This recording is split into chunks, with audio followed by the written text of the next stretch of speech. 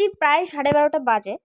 So আমি এখানে আমার রুমে ঘুমাচ্ছিলাম, আর এসে পর এই মেয়েটার একদম ঘুম নেই। মানে এখন ওঠেনি, 12টা বাজে বলে এখন ওঠেনি, ও তখন থেকে ঘুমায়নি। আমরা তো সবাই প্রায় রাত্রে 11:30 নাগাদ শুয়ে পড়ি। ওই এতক্ষণ ধরে ও মাতাচ্ছে, প্রায় সন্ধ্যে 7টা থেকে এরমভাবে চিচিয়ে চলেছে। দেখো, এই মিমির রুমে এসে কি করছো তুমি? মিমিকে ঘুমাতে দিচ্ছ না কেন? ওই যে ও খেলনা নিয়েছে, আর এই যে দেওয়ালটা দেখি।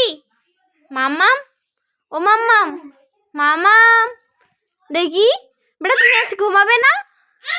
12:30 বেজে পার হয়ে গেছে অনেকক্ষণ আগে। এই দেখছো তো এরকম করে মেয়েটা।